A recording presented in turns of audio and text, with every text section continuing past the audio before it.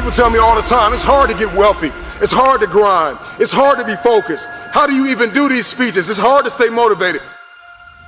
It's hard to stay broke. It's hard to stay depressed. It's hard to stay governed by anxiety.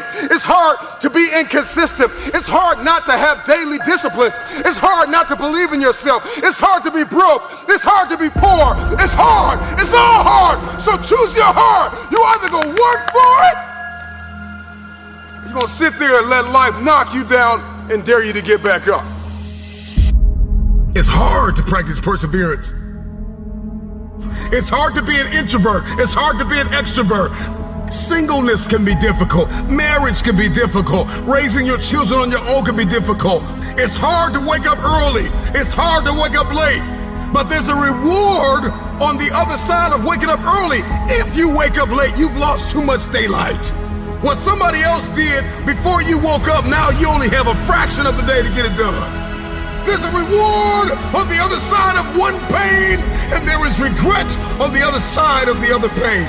And if you're going to win the reward, you're going to have to persevere. You're going to need endurance. You're going to need to be consistent. And on the other end of the pendulum, there is the pain of regret, where you did nothing because you were afraid you would make a mistake. The pain of regret will hurt you. So choose your heart. Make a decision.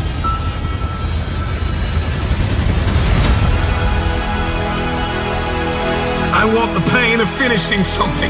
I want the pain of persevering. Give me the pain of forgiving my haters. Give me the pain of forgiving people that tried to kill me. Give me the pain of letting it go. Give me the pain of growth.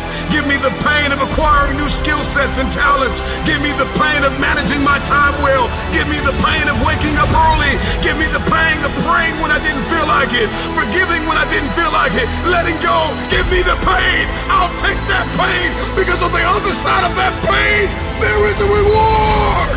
Every single day of my life, I'll take reward over regrets. Will you keep sleeping on your potential, or will you wake up and make it happen? Choose your pain today. The anguish, the irritation, the frustration that you feel today will be your strength to leap walls tomorrow, to leap hurdles tomorrow, to champion the day tomorrow. So you gotta turn your pain into progress. You gotta learn how to turn your pain into power. I can because I'm capable. I will because I'm strong. I must because they're dependent on me. Don't you sit here and act like you've reached all your level of success. No, you have not. You have not begun to see the things that's about to happen to you. Never ever give up on your dream. Listen to me. That mental picture, never let it die out. Never ever let it die out. I don't care how much time passed. I don't care what happens, circumstances, situations. I don't care what defeats, what upsets. I don't care what happens in your life. Listen to me, and listen to me very carefully. You better never give up on your dream. Never let the mental picture, the picture that you painted, listen to me. Whatever you saw, whatever you said you were going to accomplish, whatever you said you were going to do, never ever, I know, repetition deepens the impression. Never ever let your dream die. I can because I can. I will because I'm strong. I can get through any obstacle on my way to my journey. I must, because they counting on me. Don't give up. Don't give up on your dreams. Don't go pick it back up. There's a dream you left 2-3 years ago. Somebody told you you couldn't do it, and you internalized that foolishness. Stop listening to the haters. Shut them down. Shut them up. You want to shut your haters up? How do you do it? You do it by being successful. You don't do it by falling into their traps, doing what they want you to do, putting your head down. You don't do it by not being successful. Let me tell you what I learned. Nothing succeeds like success. And so pick your dream back up. Pick your goals back up. Kill a noise. Shut them down. And surround yourself with people who will help you, who will speak life into you and not death. People who will speak life into you and help you to get from where you are to where you want to be. It's your boy E.T. Remember, I don't care nothing about your past, because I got one too. Listen to me, you have the opportunity right now to make the rest of your life the best of your life.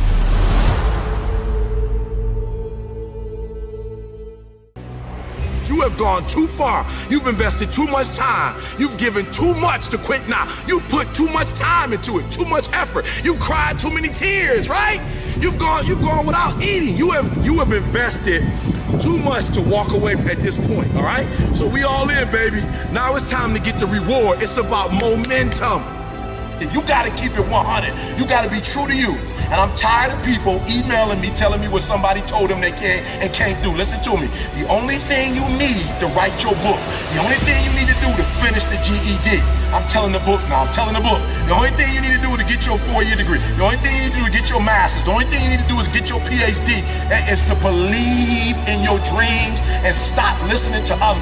You're about to get certain things just because of the effort you put in, the time you put in. You're about to get a reward. Are you hearing me? You're about to get a reward, baby. So don't quit, don't give up. There's some blessings that come in life after regulation. They come in overtime. They come in extra innings. So for some of y'all, you're gonna have to learn to wrestle with it. You're gonna have to learn to fight with it. That's what wrestling means. That's what I'm talking about. You're gonna have to put in a little bit more sweat, a little bit more blood, a little bit more tears, but you gotta wrestle with it. I'm not going to let you go until you bless me. Meaning that we gonna do this thing all night long. We're gonna do it all night long, but I'm telling you that I'm not gonna let you go until you bless me. But you gotta fight with that thing and tell that thing, you will quit before I quit. You'll give up before I give up. You fight your way through this one, but you do not quit. You do not give up on your merit. Do not quit school. Do not quit on your goal, your dream. You keep, and not just don't quit. We're not talking about not quitting. We're talking about taking the prize home.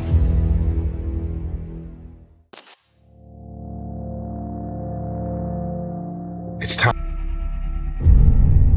You should be a monster. Because everyone says, well, you should be harmless. You don't want to be too aggressive. You don't want to be too assertive. You want to take a back seat. No. You should be a monster. And then you should learn how to control it. The definition of being aggressive is forceful and sometimes overly assertive pursuit of one's aims. In combat, almost nothing will happen the way you want it to if you don't force it that way. The enemy, nature, time, there's all kinds of things that are going against you. It's a losing battle. And if you don't use force of will, then you're not going to get it done. What it means is you need to make things happen. This is the good thing about being aggressive. Sure, there's certain parts of your nature that are aggressive, but it can also be trained. You can start to think with an aggressive mindset, which is I am going to take action. I'm going to overcome obstacles. I'm going to push through roadblocks. I'm not going to take no for an answer.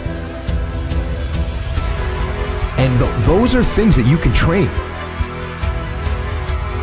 There's so often times where people, they get told no or they hit an obstacle and it's game over for them. They're just done. They're done training. They're over it.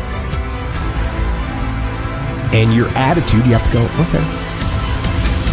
Little roadblock, cool. How am I going to get through it? How am I going to get around it? What I need you to do is evaluate yourself today. Evaluate yourself to see where you are in this race of life. Many of you don't even realize that you've been racing to the finish line.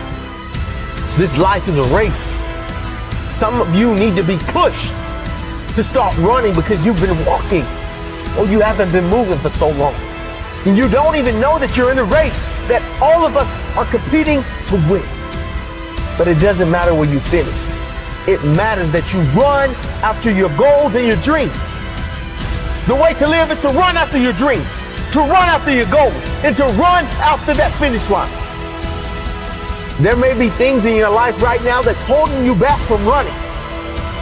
But you have to break through those things. They're there to hinder you, but you can't let it force you to stop running. Chase your dreams, chase your goals. I don't know the situation you're in right now, but the situation that you're in is not your future. It's not who you really are.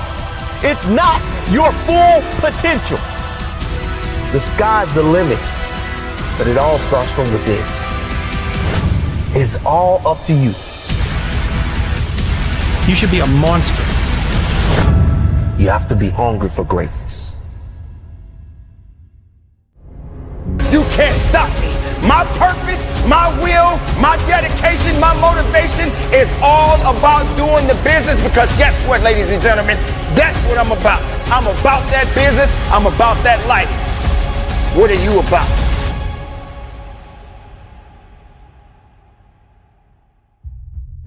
I need to constantly remind myself I'm not yet where I want to be, but I know I'll get there. I'm not where I want to be, but I am grateful. I am so grateful that I'm not where I used to be.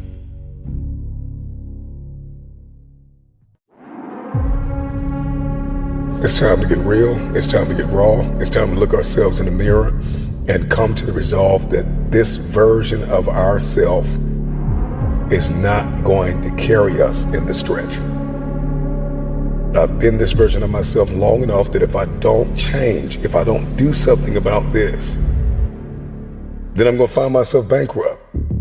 For me to understand, for me to be better, for me to be stronger, I must learn to suffer a little bit. I must learn to struggle a little bit.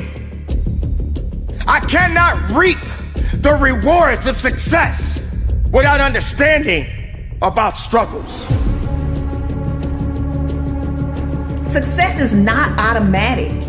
You don't get things just because you want them. You achieve your goals only when you are disciplined enough to keep showing up when you don't feel like it. You're gonna put the blood, you're gonna put the sweat, you're gonna put the tears in, you're gonna lose sleep, you're gonna go days without eating, you're gonna do whatever it takes to make the sacrifices necessary to manifest. There are too many people in your life who have left you. There are too many people in your life who have counted you out. There are too many people in your life who have whispered in your ear and said you'll be worse off without them. Prove them wrong. The truth of the matter is, how are you so emotionally injured, so mentally drained, so physically fatigued that you have allowed your dream, your destiny to take a back seat to this excuse that you don't have what it takes, that you're not smart enough, that you're not tall enough, that you're not wide enough, that you're not deep enough, that you're not connected enough, that you don't know enough people. You keep comparing yourself to that person and this person. When will the excuses stop? When will you see your purpose bigger than your excuse? I don't know your name, but I know you have a dream. I don't know where you're from or where you're listening to me. You may be listening to me in your closet, your bedroom, the gym, the car, the bus, the train, the plane. I don't know where you're going, but I know you are going somewhere. You've got a destination. People that make excuses are not connected to their destination. They don't have an end game. They don't have a goal. You have allowed yourself to become a weak link covered under the blanket of excuses. But I'm just wondering if there's anybody here that has a dream. And if you've made your excuses bigger than your dream, the time is now to apply pressure. It may not be easy, but it's not impossible. This is not a I feel like it today. This is not a I'm motivated for a week. This is an every single day mentality. You may have to work 3 times. You may have to lose sleep. You may have to go to college and raise 5 children and still maintain your marriage and work your side hustle. I don't know what your story is, but if you will keep a no excuse mentality, then the sky is not your limit. The sky is your starting point. This is an every single day mentality. I never get turned off. Every single day, I want my destiny. I want my dream. When somebody is in love with who they've been called to become, what they've been called to fulfill, what they've been destined to do, there is no day off. There are no lights. Listen, I'm not a light switch. You can't turn me off. I can never get turned off. Every single day, I'm giving everything I have. That's how big my dream is. And so there's no excuse. There's no pain. There's no dilemma. There are no speed bumps. There's no distraction that can turn me off. I'm not a light switch. You can't turn me off. I want this thing every single day. For people that feel like they're wasting their time, they're not getting the results they want, what is one thing that they could be doing right now that would turn things around for them? I think one of the things is the way that we approach time. This is something that almost no one talks about anymore. So I feel like you may be behind. You may actually be behind your destiny right now. Like maybe you're not on pace. In fact, I think most people watching this, listening, will say, I am behind on achieving my destiny. I'm not exactly sure what it is, but I feel like it's slipping. I feel like I'm behind. So you better figure out time differently. And you can bend and manipulate time to your advantage. And so I, about 25 years ago, went, I'm not the most talented. I'm not the smartest, and I'm really not.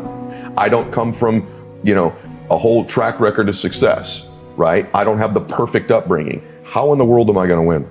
I gotta do things other people aren't willing to do, and I gotta fix the way I look at time. The most stupid, antiquated, ridiculous concept on planet Earth today very well may be that a day is 24 hours. It's so stupid. It's the dumbest thing ever. 24-hour days were contrived when there were no cars. There was no electricity. If I wanted to get you a message, I had to write something down if I could, send it on a horseback, hope you get it. That's insane. Never mind the internet. So what used to take hours, days, weeks, months, years to do can be done now in a millisecond in the internet or on our smartphones. Yet we measure the time the same way that guy did? That's bananas. That is so stupid. And so my days now are from 6 a.m. to noon. That's a day. It's 6 hours. And in that day, some days you just chill. But in that day, I'm gonna get the amount of productivity, faith, working out, fitness, money, business, you name it, in that day. We've all had a morning where we go, I got more done this morning than I have in weeks. Well, why can't you do that every morning? So I measure time. I've compressed and condensed time. I've bent it. My day is 6 a.m. to noon, and I'm not crazy. You're crazy for thinking it takes 24 hours, just like some dude in a cave did 300 years ago. And it's unfair that people have taught you this. My second day starts at noon and goes till 6 p.m. That's day 2. But what the cool thing is, at the end of day 1, this clock goes off about noon every day, bro, and goes, what did I just get done? What didn't I do? What do I need to be accountable for? What do I need to double my efforts? Just like you do at the end of most days, right? And then the next day is 6 p.m. to midnight. And some of those are just fun days. Some days I chill, right? But some days they're really super productive. What I've done now is I have changed and manipulated time. I now get 21 days a week. Stack that up over a month, I'm gonna kick your butt. Stack it up over a year, you're toast. Stack it up over 5 years, my entire life is different than it would have been otherwise. And if you do this for about 90 of your traditional days that you think are, you will come back to me and go, that profoundly impacted my life. And here's the other thing that happens. The world responds to you differently when you value your time like that. What is precious is valuable. That's why a diamond or this watch is way more expensive than the piece of paper that's written down there, because it's more scarce. When your time, when you interact with the world, is slightly more scarce, they respond to you as if you're more valuable. So you get more accountability, more productivity, more fun, more joy, and the world flips its response to you. All of a sudden you become more valuable and precious to people when your time is different. And you'll get thousands more days in your life and live a much more blissful and happy life than the person who only gets 24 hours. I'm not coach right now. I'm your conscience. You're in a fight between will and skill. I say will first because that's where you are. You locked and loaded with skill. You practicing every day, you putting in your work, you buying everything, you making the investment, you living your dream, you walking like your dream, you surrounding yourself around your dream, you got mentors, everything, you putting your work in, you got your skill. Now it's a test of your will. It's a mindset thing you in right now. It's a mindset thing because your challenge ain't moving. Your mountain is not moving. You don't feel like you're making any progress. You're not physically moving. When you see everything else around you and other people around you moving, you're not making progress. You're in the test of your will right now because life says it has a little more test for you. You can look at your challenge with skill and it will see it just as that. A challenge. Or you can look at your challenge with will and see it as much. Understand this and listen to me clearly. You may forget this face, you may forget this voice, you may forget who told you, but get your pads out. Don't ever forget these words that I'm about to tell you. If you want to be great in this life, you only have one choice, gentlemen. You only have one choice. You can make choices that just get you remembered, or you can make choices that ultimately make you a legend. If you put as much time into working on winning as you put into thinking about losing, you'd already be a champion. When we gonna get tired of just knowing and seeing successful people and become one of them? Time is out to sit up here and just make these average decisions, make these irrelevant decisions that don't change you, don't change your family, don't change society, don't change your environment, don't change the world. It's time to make decisions that make you a legend. We see it every day. But the only difference, baby, you gonna make a choice to just be remembered, or you gonna make a choice to become a legend. You gotta stop quitting. We gotta stop giving up. All this TGIF. It is now TGIA. Thank God I'm alive. When we open our eyes and we're in our right mind, we live as though we really appreciate that opportunity. And every time I see a post, every time I see a tweet, or just anything, I want to ask the person, why are you thanking God it's Friday? Hello, newsflash. Tomorrow is Saturday, the day after that is Sunday, the day after that is Monday. What are you thanking God it's Friday for? Because you're preparing to quit. You're preparing to stop what you're doing. You prepared to clock out. You're prepared to go home. And you in the mental mindset to do nothing. I dare you to get prepared for the challenges of your life by getting rid of comfort. I dare you. I dare you that when you find that job, that if you don't have a ride to work that you walk, and then when you get there, you take the stairs. I dare you not to check the break, baby. I dare you to work through your lunch. I dare you that when it's hot, that you work faster. When it's cold, you work longer. I dare you to learn something new today that you didn't know from yesterday. I dare you to. I dare you to run past that challenge. I dare you to face adversity. I dare you to look at it and say, look, I'm more than this right now. I can handle it. I dare you to look at your obstacles like a mountain. I dare you to stop running from it. I dare you to stop throwing away food because you scared you're going to eat it at night. I dare you to stop taking the detour because it's a crack house on the corner and it's a liquor store on the street. I dare you to stop running from your addiction. I dare you to stop running from the old you and become the man you know you can become. Mountains aren't going to move. You got to climb that bad boy, baby. You cannot get what you want in your life without being comfortable. Comfort is failing us.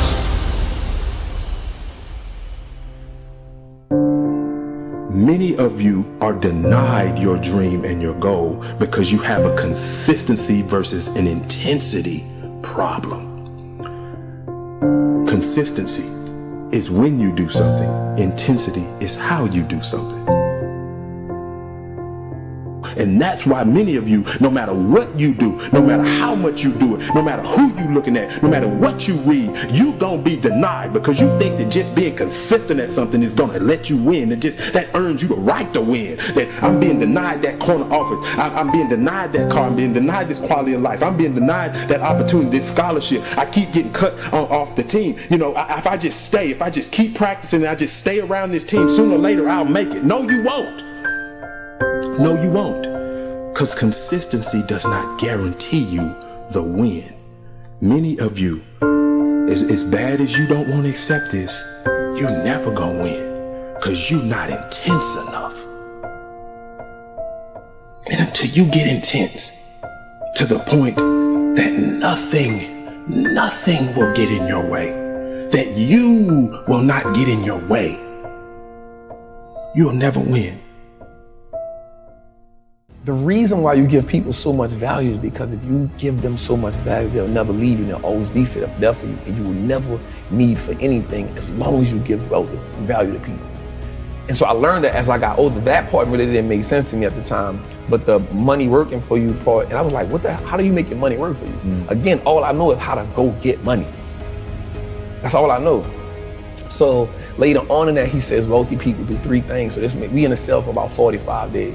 Every conversation with him about money and transition was always wealthy people do. So he says, wealthy people, first they get into stocks, then they start a business, and then they get real estate. So when people ask me, how did I get into stocks? It's because I followed that rule. And so my rest of my time in prison, I wanted to be that. I wanted to be a part of that wealthy conversation. And so what happened to me was it started reminding me of being in the streets. Everything about it. And I heard this term one time that said, the real gangsters are on Wall Street. The real gangsters are in the government. And I was like, damn. The reason why people think wealthy people or people with money are sinister is because that's what you kind of taught in the hood. Like you kind of taught like the people who really have money, like they did some wicked shit to get it. They did some backstabbing, cut, get it, and you'll never get that, right? And so that same mentality now happens on a lower level, right? The hustling, the dope dealing. So now you think like, yo, I gotta just do sinister to get money.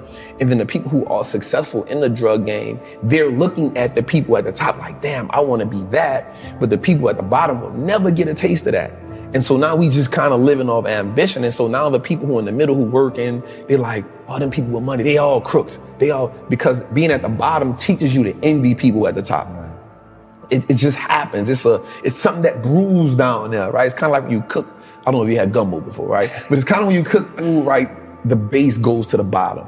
And so most people live in that bottom, never knowing how they'll get up there, right? I remember, so when I was working in the inner cities, I remember having this moment where I was like, wait a second, this is not an intelligence problem. Intelligence is evenly distributed. Like I remember saying to my wife, the next Elon Musk is gonna be found somewhere in Compton. The problem is, he doesn't believe in himself.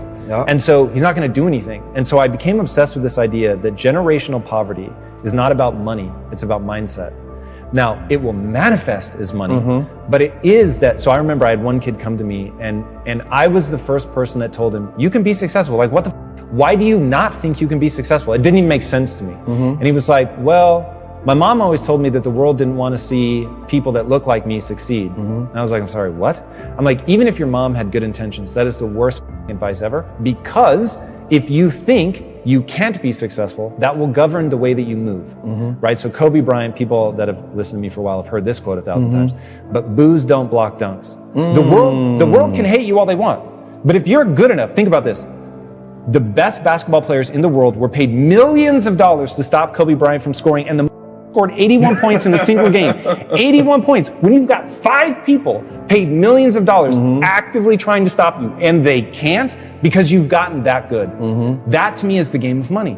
People can not want you to succeed all they want, but if you out-invest them, they can't stop you. So if people are not encouraging you to read, you're not going to read. What happens is now, no one now believes that it's possible. Once you keep passing that down, you start accepting the lower level. And then there's a few of us or a few people who said, nah, I'm an outlier, yo. Like, I'm about to go for it.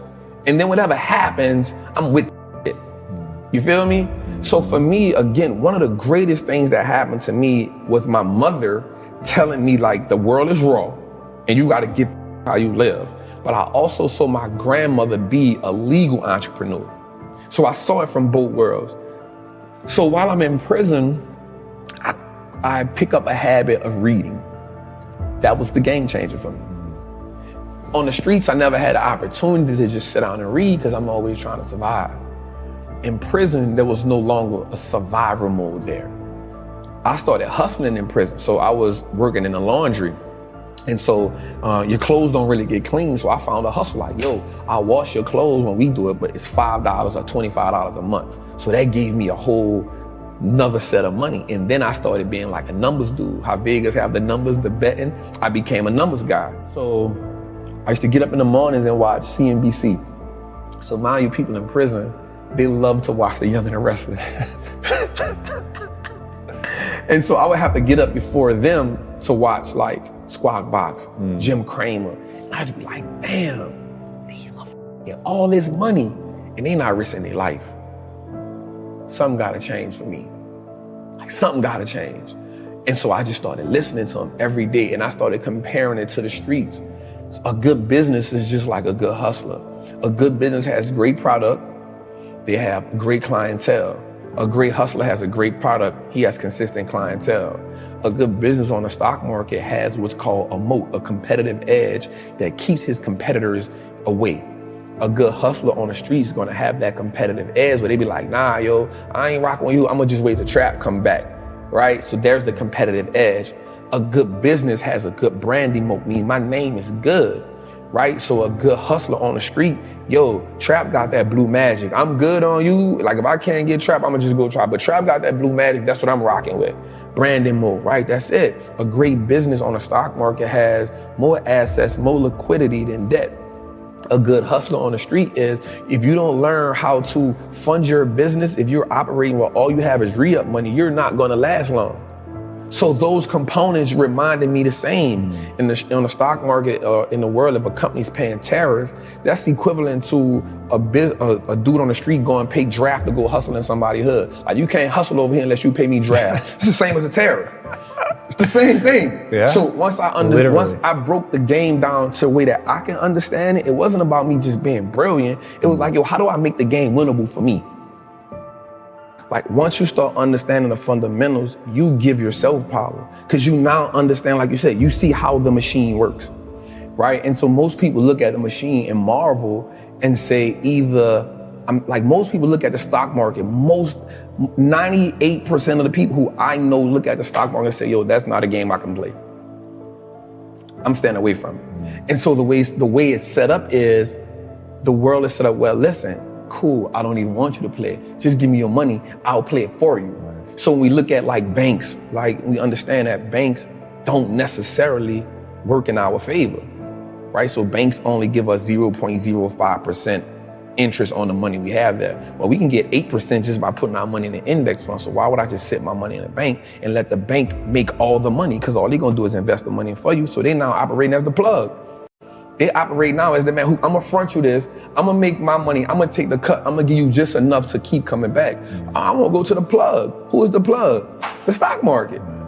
The relationship with money in my community is you make money just enough to pay bills. And so once you get tired of paying bills, you say, you know what? I need to treat myself to something, right? No matter if I gotta go in debt, no matter if I need to treat myself to something to take this misery away.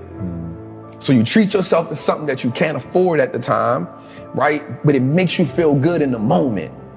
And so because it makes you feel good, you say, you know what? I'm living. This is a reprieve from everyday struggle. So that's the mindset comes in and say, everybody around me had the same problem. No one represented the solution. So if I don't change something, I'm only going to end up like everybody else I know. Somebody has the solution somewhere. There's too many people out here living the life of their dreams that I'm watching. They know something I don't know. And the only thing that they had was access to a different type of information. In 2010, This is after I'm home from prison now, right? I'm home from prison. I'm back in the streets hustling. Because even though I have the information, I don't have the money, right? And I'm like, well, I gotta get the money. My door gets kicked in 2010. They get 8 pounds of weed, $10,000. Yeah, by the cops. 8 pounds of weed, $10,000, a 223, a 40 with extended clip and a beam, and 100 X pills. So the cop tells me, you ain't learned your lesson. Like, you ain't learned your lesson. And I was like, damn, that was some, right? Like, I got knowledge, I got information, but I still fell victim to the same shit that everybody around me knew. So therefore, the knowledge that I had wasn't powerful because it wasn't applied. So I was fortunate, God bless me. I wound up getting found out guilty because it's called fruit of a poisonous tree. So they kicked in my door, but they didn't have probable cause because they stopped me in my truck, didn't find nothing on me. So they went to my house, kicked the door in with no search warrant. So now everything you find is null and void. So now I get into the robbing game. So now I start robbing dope dealers. And I got in a situation where I was good at it. Me and my partner, God bless his soul. And then one day I almost got killed. And I go to my partner and I say, bro, I'm out. Like, it's a done deal. But when they kicked my door in, something happened. So they took my truck, they took my money, but they didn't mess with my stock account. I said, oh, okay. Start working as an iron worker, building stadiums, building power plants. It's crazy because I was making good money, $2,000 a week. That's good money to some, like, yo, $2,000 a week, yo, that's it. $2,000, $2,500, like, it was amazing. I started saving and investing 70% of my money. I was living bare minimum. I was like, if I'm gonna change, I gotta make like the hard choices. It's hard for people to make sacrifice because you gotta now go against and do without some of the things that gives you that momentary gratification, that simple, that's what keeps you alive. That's what keeps you going. Just to go on vacation one time a year, to get these pair of shoes that may cost me $1,000. I know I can't afford them, but I've worked so hard, I need that just to keep giving me something. You have a phrase, Wall Street looks like us now. Wall Street looks like us now. There's another phrase you say, but you should like put that same like stamp on it, is I own that. I own that. Because you talk about stocks in a way that sounds so rad, where it's like, you refer to yourself as an owner of the companies. Yes. And the thing is, it actually is true. Like you're not playing a linguistic game. It is true. But people don't think about it like that. But it's so much more powerful than having a cool pair of kicks is to say, I own the company that makes those kicks, or I own the company that makes that phone, or, you know, Tim Cook, the CEO of Apple, works for me. I'm a shareholder, right? It's really, really powerful. Explain that basic idea of ownership for people that might not quite put it together that stocks really are owning that company. So I actually got that term from Warren Buffett in one of his meetings. I want to say it was the 1995 shareholder meeting.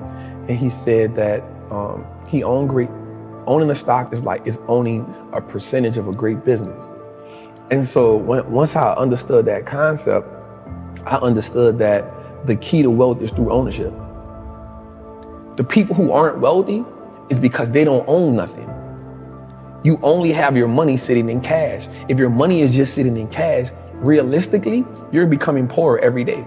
Right. Or they own depreciating assets. And that's what cash is. It's a depreciating asset because the more money they print, the more money that money loses value. So if it's just sitting, it's the reason why the bank wants you to have your money there. So they can take it and use it and invest it so much and be like, hey, it's just sitting, I'm gonna give you 50 cents on whatever you had in there. Right. And so the idea of ownership was, yo, we can just start owning everything that no matter if it's just a stock.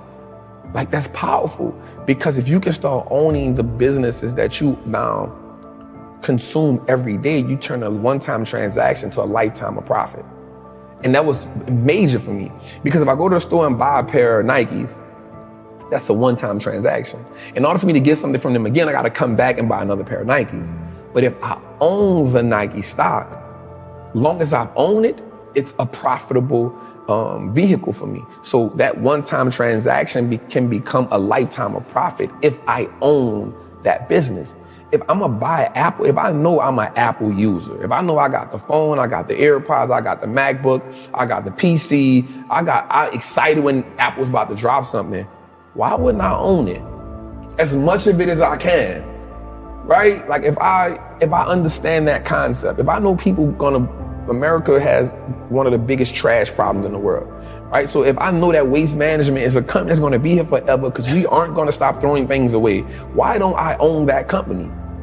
Because I know everybody throws things away. And so now instead of me getting excited about Apple Lime being around the corner because it's a new phone, I'm like, yo, y'all about to make me some money, right? So when I hear a company like Waste Management has bought 40 acres of disposable land for another landfill, I'm excited about that.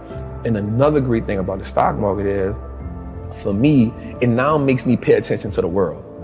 And so now I understand what's going on in the world. I started learning business cycles, market cycles. You know what I'm saying? Like, because now I can understand, yo, this is okay. Things are going out of business. Okay, we're in this cycle. Okay, people are hiring. Okay, we're in expansion cycle. And so now I took an economic class on my own without just understanding the world.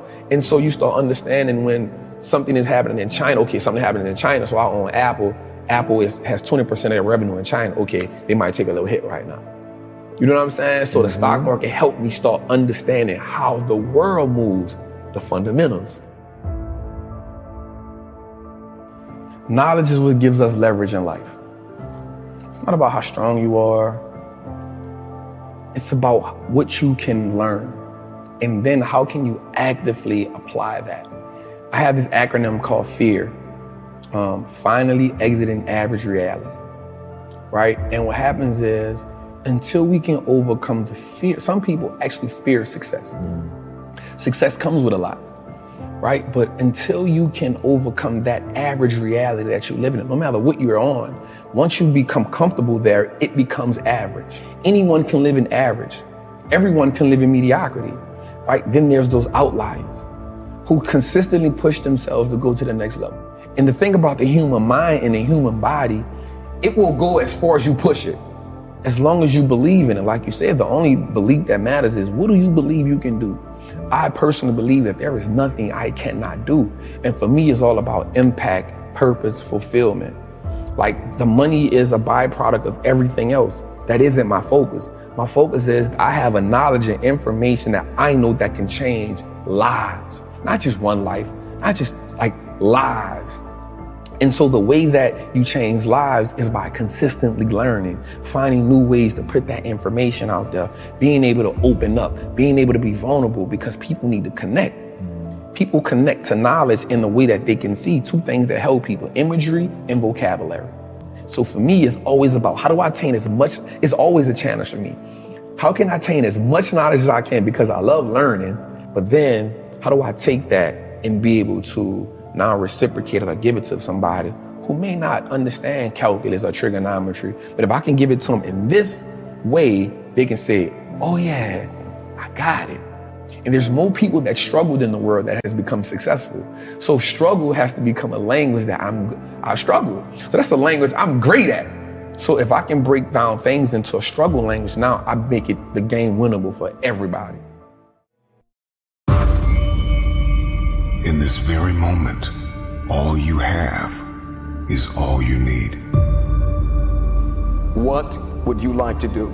What do you believe you've been destined to do? Sometimes you have to fall back into the dark room and focus on you.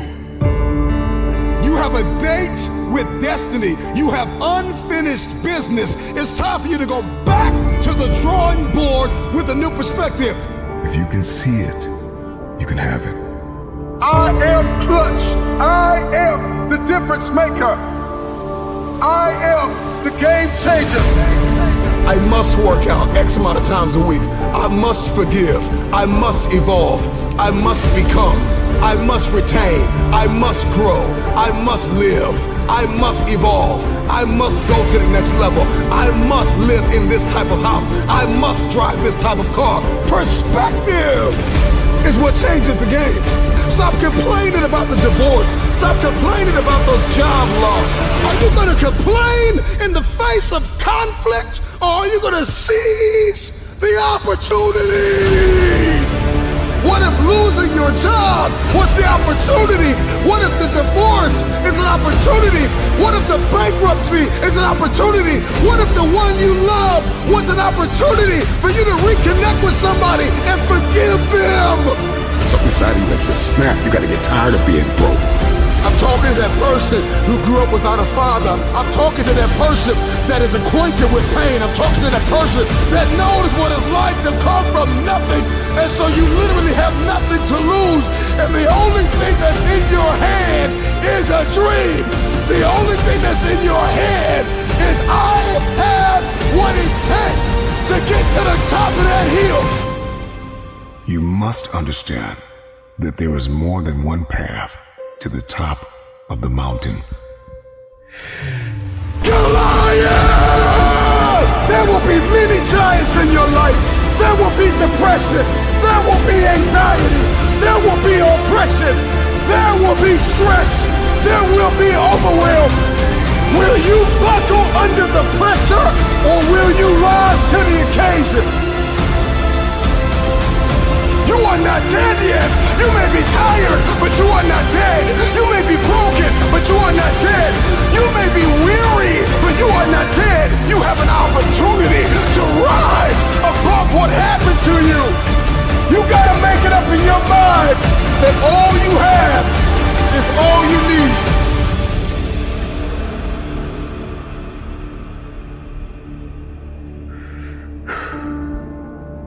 I know. It hasn't been easy. It's time to win.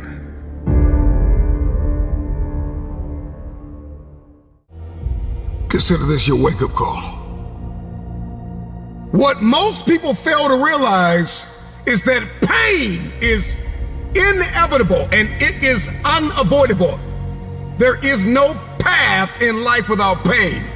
Whatever it is that you're going after, whoever it is that you've been destined to become, you cannot have it.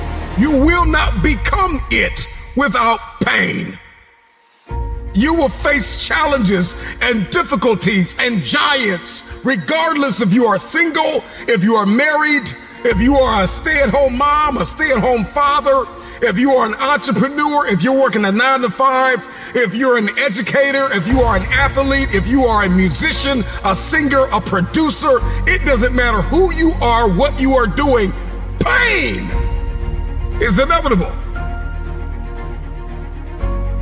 If I'm gonna hurt like this, if I'm gonna bleed like this, if I'm gonna cry like this, let me cry because I'm in the best shape of my life. Let me cry because I'm conditioned to weather the uphill war. Let me cry because I'm building my relationship. I'm building my business. I'm building my legacy. Let me cry because it hurt, but there is a reward on the other end of my pain. Let me cry tears because I passed the test, because I gave it everything I had. Choose your heart. Everything in life comes with hardship. Make a decision. At some juncture, you will encounter pain. And the moment that you get acquainted with pain, you get acquainted with hardship, you realize that no matter what you do, no matter how much you study, no matter how much you plan, you will not be able to avoid a measure of pain. I don't care what it is, losing weight, I don't care what it is, a new eating paradigm, a new relationship paradigm, new thoughts, new behaviors. It doesn't matter what you're after, what you're looking to become. If you don't go to the gym, it's gonna hurt you. If you go to the gym, it's gonna hurt you. Your muscles are gonna tear. But on the other side of that pain, there is a reward. There isn't any regret. You won't regret taking care of your body. On the other side of making those healthy decisions, there is a reward. It's the reward of discipline. It's the reward of longevity. It's the reward of influence. It's the reward of power. Do you want results? Do you want a reward? Or do you want regrets? The decision is yours. It's all hard, so choose your heart. Pain is inevitable and it is unavoidable. Pick your pain.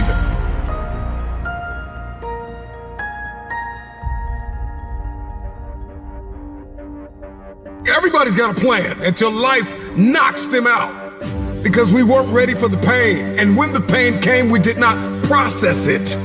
Processing pain is a skill set you've got to acquire. It's a type of currency. If you want the future, if you want next level, if you want tomorrow, if you want to manifest, if you want this thing, I don't care what it is, then you're going to have to get acquainted with pain. The pain of discipline, the pain of growth, the pain of learning, the pain of giving, the pain of forgiving.